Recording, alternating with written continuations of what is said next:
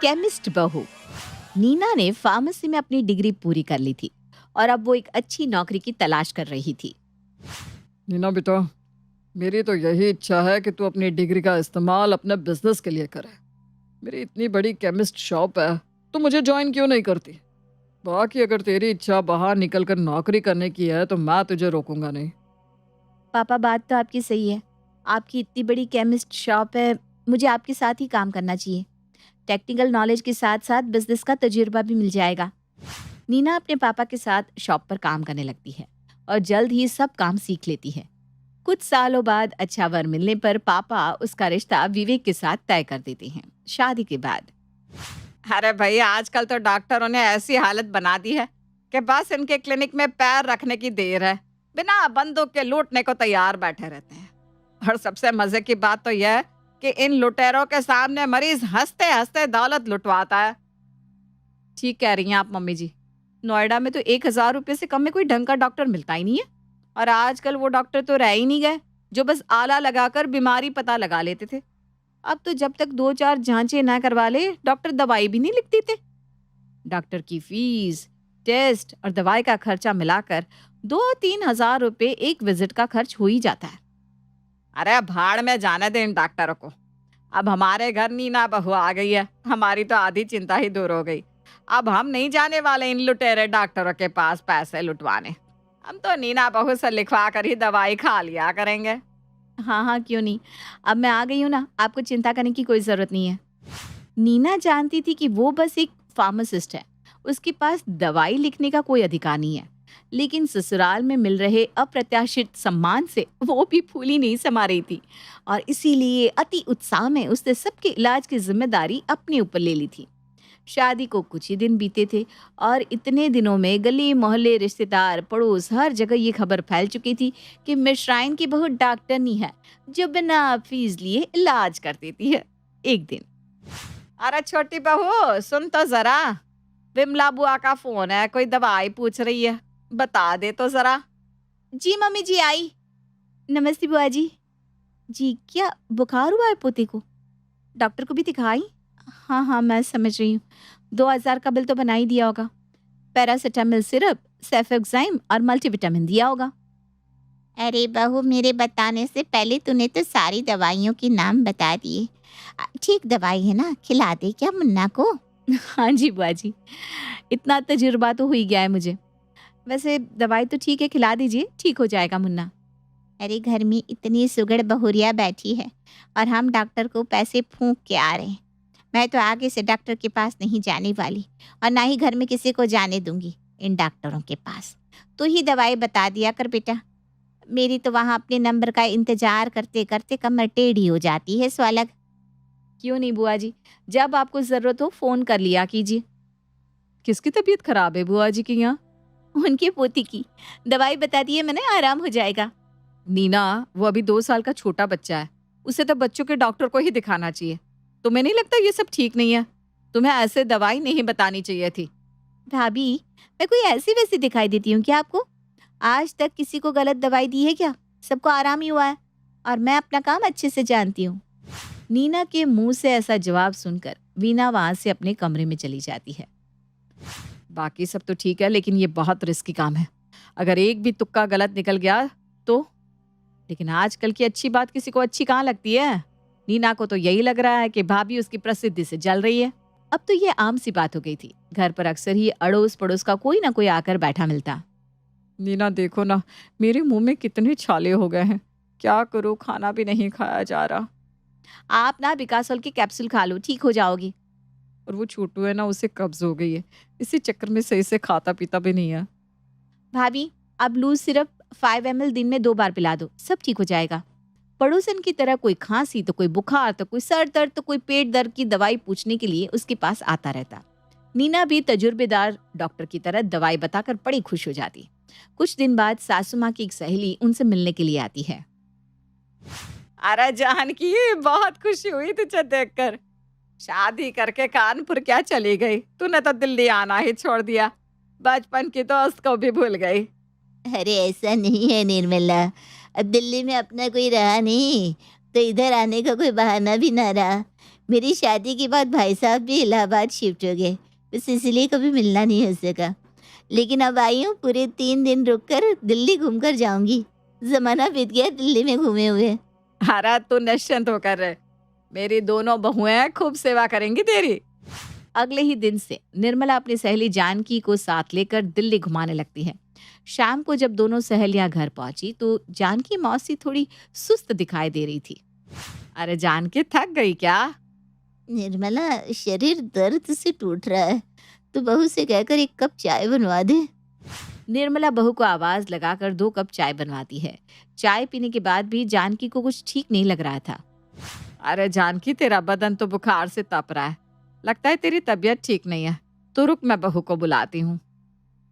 नीना, बहू बेटा देख तो मौसी जी को क्या हुआ है। निर्मला, तुम मुझे ना अस्पताल ले चल, मुझे कुछ ठीक नहीं लग रहा। अरे तू घबरा क्यों रही है, मेरी बहू है ना, सब संभाल लेगी। तू अभी डॉक्टर के पास जाएगी तो वो 10 तरह की जांच लिख देगा, फिर ब्लड टेस्ट कराओ, हजारों रुपए फूको, और अंत में दवाई वही देते हैं जो देनी होती है। मेरी बहू है ना, उसे दवाइयों का पूरा कोर्स कर रखा है, उसे ऐसा वैसा मत समझना। और इन मुए डॉक्टरों को क्या तजुर्बा होगा जो मेरी नीना को है, एक ही गोली में बीमारी दूर कर देती है।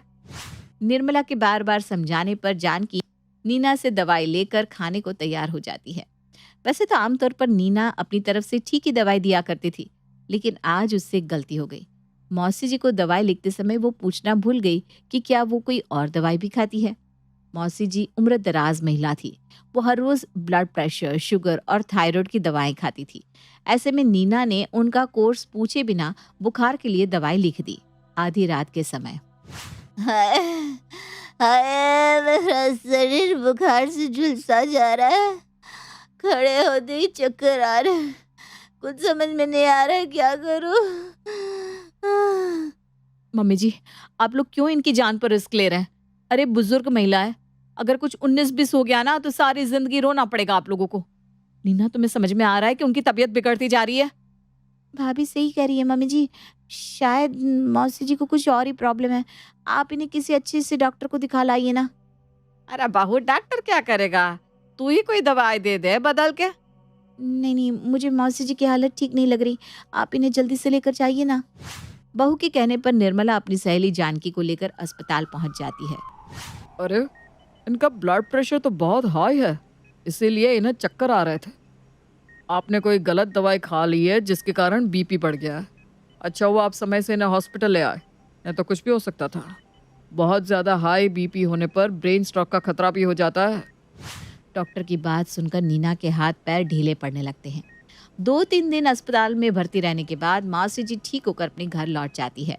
अब चूंकि निर्मला ने ही खुद नीना को दवाइयाँ देने के लिए कहा था, इसलिए वो भी सहेली की तबीयत बिगड़ने की बात पर चुप लगा लेती है। कुछ दिन बाद नीना की माँ उससे मिलने आती है। प्रणाम मम्मी, कैसी हो आप?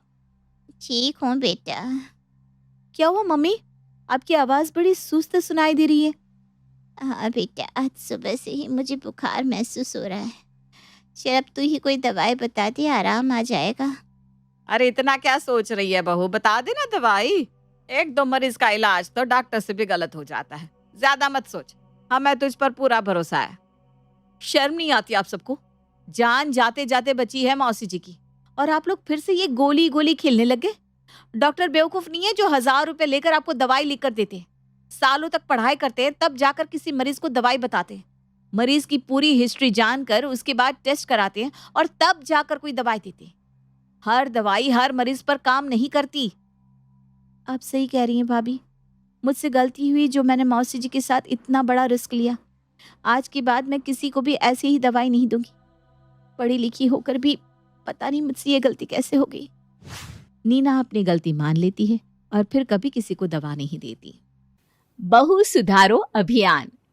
पल्लवी की दुनिया अपनी खुशियों, ख्वाहिशों और आराम से आगे कभी नहीं बढ़ी, जिसके चलते वो अपने आगे घर में किसी इंसान तो क्या, सामान पर भी ध्यान नहीं देती। राघव, या तो कैश दो या अकाउंट ट्रांसफर करो, पर जल्दी से पैसे दो, मुझे किटी पार्टी के लिए शॉपिंग भी तो करनी है।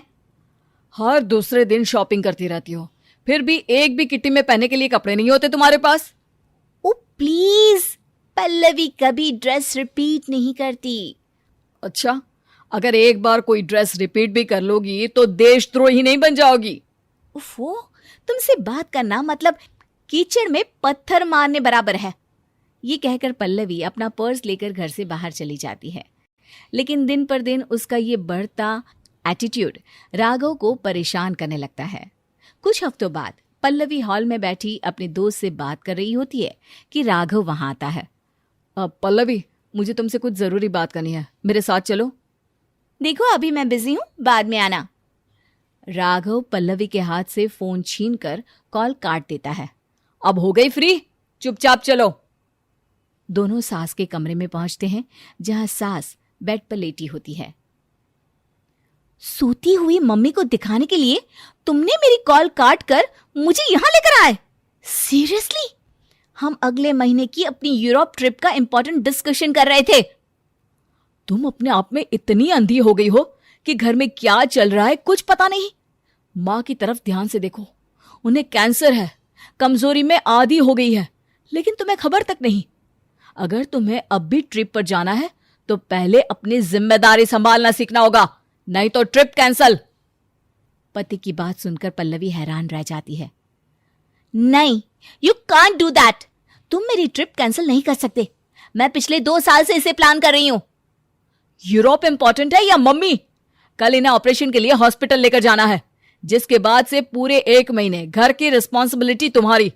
और अगर तुम्हें यूरोप जाना है तो साबित करना होगा कि तुम जिम्मेदारी संभालने लायक हो। 1 महीने तक तुम्हें घर और बिजनेस में हेल्प के साथ एक शेल्टर में भी वॉलंटियर करना होगा। ये सब क्या बकवास है? मैं किसी शेल्टर में नहीं जाने वाली। और घर में काम के लिए हाउस हेल्प रख लेंगे। ठीक है, लेकिन फिर मैं ऑपरेशन के साथ एक ही खर्च उठा सकता हूं, या तो हाउस हेल्प या ट्रिप। अब तुम डिसाइड कर लो। राघव की बात सुन पल्लवी गुस्से में उसे घूरते हुए पैर पटकती वहां से चली जाती है। और अगली सुबह सास को हॉस्पिटल लेकर जाने के साथ पल्लवी भी होमलेस शेल्टर में वॉलंटियर करने पहुंच जाती है। बाय गॉड, अगर बात यूरोप की नहीं होती तो लाइफ में अपनी किटी पार्टी मिस करके यहाँ कभी नहीं आती। वहां काम करते हुए पल्लवी का स्वभाव अच्छा नहीं होता, फिर भी लोग सिर्फ उसकी मदद से ही बहुत खुश होते हैं, जिसे देख वो थोड़ा हैरान होती है और दोपहर तक अपना काम खत्म करके हॉस्पिटल पहुंचती है। मम्मी की तबीयत कैसी है? ऑपरेशन ठीक रहा? क्या बात है, तुम अपने अलावा किसी दूसरे के बारे में सोच रही हो? ऑपरेशन अच्छे से हो गया, रूम में शिफ्ट कर दिया है, पर होश आने में और डिस्चार्ज होने में टाइम लगेगा। देखो, तुम्हें इतना हैरान होने की कोई जरूरत नहीं है। मैं इतनी भी मतलबी नहीं हूं कि अपने परिवार का बुरा सोचूं या उनके बारे में सोचूं ही नहीं। राघव मुस्कुराने लगता है और दोनों सास के कमरे में जाते हैं। इसी तरह दिन बीतने लगते हैं, जिसमें राघव ऑफिस और हॉस्पिटल तो पल्लवी घर के साथ शेल्टर की जिम्मेदारी संभालने लगती है। देखते ही देखते कुछ हफ्ते बीत जाते हैं और सास डिस्चार्ज होकर घर वापस आती है। मैंने सुना तुम शेल्टर में वॉलंटियर कर रही हो। I am proud of you Pallavi, ऐसे ही अच्छा काम करती रहना। अब पल्लवी इन बातों से परेशान होने की जगह खुशी खुशी घर में मदद के साथ सास की सेवा और शेल्टर में वॉलंटियर करती रहती है। अब उसके पहले वाला रूप और लाइफस्टाइल कहीं गायब सी हो जाती है। एक दोपहर पल्लवी शेल्टर से घर वापस आती है तो राघव को हॉल में बैठा रोते देख परेशान हो जाती है। क्या हुआ? रो क्यों रहे हो? मम्मी जी ठीक है ना? अरे कुछ तो बताओ, क्या हुआ? मम्मी। राघव के इतना बोलते ही पल्लवी भी सिर पकड़कर वहीं पर बैठकर रोने लगती है। अरे तुम क्यों रो रही हो? अब क्या मैं अपनी मम्मी के जाने पर रो भी नहीं सकती?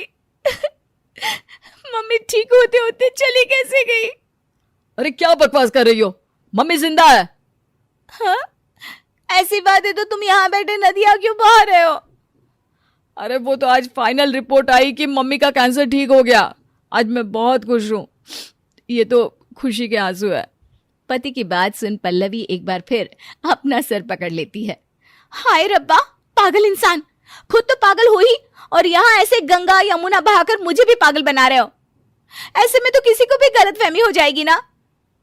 पल्लवी सास के कमरे में जाती है, जहां सास उसे अपनी कहानियां सुनाने के साथ उसके काम पर शाबाशी देने लगती है और इसी तरह दोनों घंटों तक एक साथ बैठी बातें करती रहती है। जिसके बाद दोनों साथ मिलकर घर का काम करती है, जिसमें राघव भी उनकी मदद करता। मैंने तो राघव को बोला था, इतनी सख्ती मत कर, बहू को प्यार से समझा तो समझ जाएगी। माँ, बिना सख्ती के इतने सालों में जिम्मेदारी की स्पेलिंग तक नहीं सीखी और अब एक ही महीने में स्पेलिंग के साथ मतलब भी समझ लिया। पल्लवी को सिचुएशन और इसकी रिस्पॉन्सिबिलिटी समझाने के लिए सख्ती ज़रूरी थी। और मैं इस बात पर राजी हूँ कि हाँ, शायद प्यार से मैं लोगों की कदर करना, रिश्तों की कदर करना, अपनी इस घर और परिवार के लिए जिम्मेदारियाँ या अपनी सोसाइटी के लिए जिम्मेदारियों को कभी ना समझ पाती और ना ही सीख पाती। अब तो राघव का दिया 1 महीना और उससे मिला काम सब पूरा हो गया। राघव अब तो बहू को उसकी यूरोप ट्रिप पर जाने से रोक नहीं सकता। बिल्कुल रोकना भी नहीं चाहता माँ। उसे जो समझाना था वो समझ गई है, इसीलिए ये रहा उसका इनाम। राघव यूरोप की टिकट पल्लवी के हाथ में रखता है, जिसे देखकर पल्लवी खुश तो बहुत होती है पर उसे लेती नहीं। अरे क्या हुआ? तुझे तो हमेशा से सोलो ट्रिप पर यूरोप जाना था, अब टिकट सामने है तो पकड़ती क्यों नहीं? वो सोलो ट्रिप वाली और इस पल्लवी में अब जमीन आसमान का फर्क है माँ। यूरोप तो आज भी जाना है, पर आपके साथ, दोस्तों के साथ, पति पत्नी के साथ, और सोलो ट्रिप तो सब करते हैं।